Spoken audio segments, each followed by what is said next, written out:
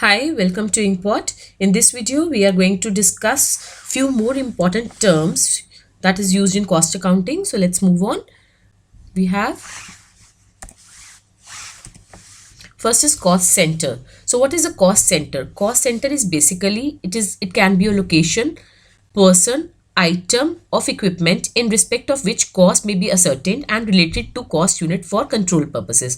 Now what is this cost center? Cost center means that for which we are going to calculate the cost. Let's say I have a branch, right? I want to calculate how much my organization is spending on my particular branch, say in Mumbai. So this will be a location. I am calculating the cost, the total expenditure incurred on a branch. So this is a location. My cost center can be a location. Now I want to know how much my company is spending on a particular manager. So here my cost center will be a person. So cost center is means for which we are going to calculate the cost, right? Next, cost unit. Cost unit means per unit cost. Now in case of cement, we calculate the cost per ton, right? In chemicals, in case if we are producing chemicals, so its cost is calculated in liters. If we are producing furniture, we calculate the number of desks, number of chairs produced, so the number will be cost unit. Paint is again manufactured in liters. Power, kilowatt hours, and in case if we are providing services, power is again a service. Transportation companies also provide service, so we calculate cost of passenger per kilometer. So this is cost unit of a cost object. Next is cost driver. Cost driver is something which influence or generate the cost. Now more the number of machine setups we have, more will be the cost. So it is going to influence the total cost of a product. More the number of purchase order, more will be, it will increase the cost, or it may reduce the cost if we have no more number of purchase orders. The cost of raw material per unit may decrease. So cost driver is something which generates the cost or which influences the cost. More the quality inspections we have to conduct, it will increase the total cost. More the number of units consumed, power units consumed, more will be the cost. So cost driver is something which influences the cost. Now next, cost object. So cost object is an item for which cost is compiled or accumulated. Now we are calculating the total cost of a product. We are accumulating all the cost, and we are calculating cost of a service. So if we are calculating the cost of two-wheeler, it is a product. So cost object is a product. If we are calculating airline flight is service. So our cost object, we will say the cost object is a service. Now to determine the quality level of TV sets, so that means it is an activity. Metro railway construction, it is a project. So object means object can be a product, a service, or project, or an activity. Now we have discussed earlier the word cost center. Cost center means for which we are calculating the cost. Cost object again is something for which cost is being calculated. So what is the difference between cost center and a cost unit? Cost center and object. What is the difference? I mean cost center versus cost object. So let me make you clear. For example, we are making a desk. It is a product, so we will say the cost object here is a desk or a product. We need to calculate or look at different costs involved in making that particular desk. Our cost object is a desk here. So what is the total cost involved in making the desk? Now there may be several departments involved, like we cut the wood, we assemble the desk, then we paint the desk. These different departments will be cost center. So first we calculate the total cost involved in each cost center first, and then we compile it to calculate the cost of the object.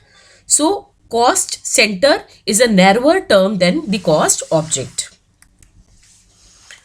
Now, what are the methods of costing? First is job costing. Now, what is this job costing? Job costing is when we have work in orders, right? It is job costing. Job costing is when the work is being given in orders. I told earlier also, like we have a printing press.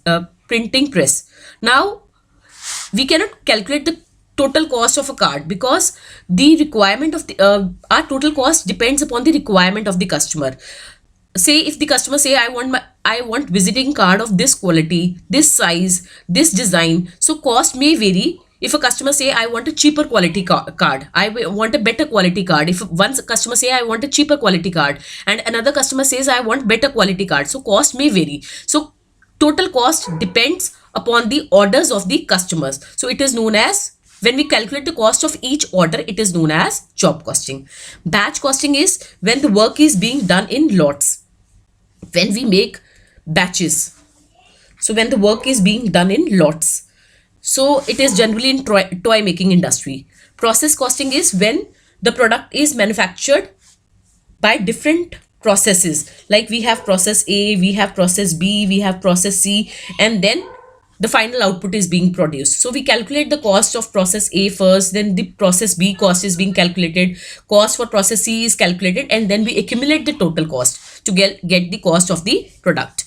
Single output costing is when we don't have any processes, we use the raw material, and then that raw material, by using that raw material, we get the final output. So that is known as single output costing.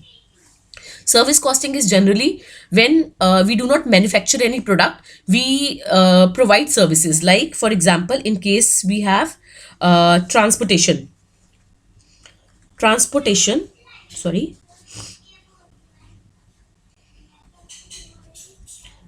transportation. So transportation company do not sell any product, they provide service. So it is a service costing. Powerhouse, we have hospitals. Hospitals do not sell any products, they provide us service. So these are examples of service costing. Contract costing is like when the work is done by entering into a contract. Like for example, we have here construction companies.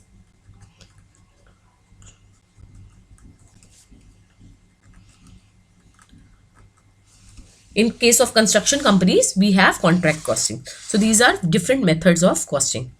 Now, importance of cost accounting, this we have discussed earlier also.